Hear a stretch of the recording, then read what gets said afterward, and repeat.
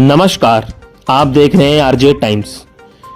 Pilot खेमे के मंत्री की बेटी बोली, अब ताकत दिखाऊंगी। टिकट काटने पर कहा, पापा जिस विचारधारा को सपोर्ट करते हैं उसका नुकसान हुआ। राजस्थान कांग्रेस में गहलोत वर्सेस सचिन पायलट का असर राजस्थान यूनिवर्सिटी के चुनावों में भी दिख रहा है। गुरुवार को एनएसयूआई ने जब अपना प्रत्याशी घोषित किया तो उसमें पायलट खेमे के मंत्री मुरारीलाल मीणा की बेटी निहारिका का नाम नहीं था।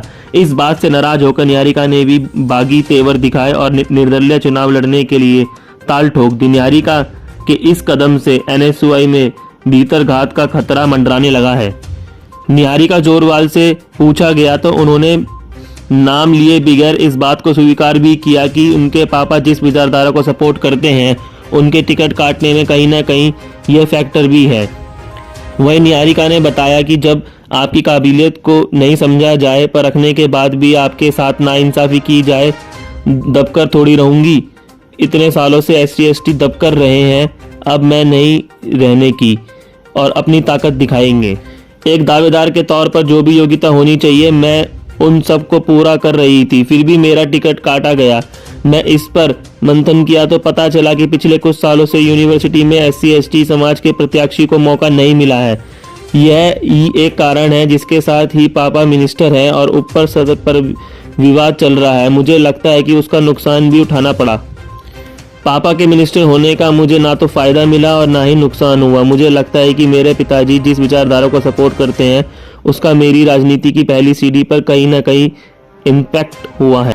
निहारिका से सवाल पूछा गया कि अशोक गहलोत और सचिन पायलट वर्सेस का नुकसान हुआ तो निहारिका ने जवाब देते हुए कहा, नहीं, मैं किसी का नाम नहीं ले रही, मैं सिर्फ अब मेरे पापा का पद का जिक्र कर रही हूँ कि उनके मंत्री होने का ना तो मुझे एडवांटेज मिला और ना ही डिसएडवांटेज मिला। फिर इसके बाद अगला सवाल पूछा गया कि एनएसयूआई प्रदेश अध्यक्ष अभिषेक चौधरी अशोक गहलोत गुट के माने जाते हैं, आपके पिता ने सचिन पायलट का साथ दिया था, क्या इसका नुकसान हुआ है आपको? तो निहारिका ने जवाब देते हुए कहा कि हाँ, हो सकता है, क्यों नहीं।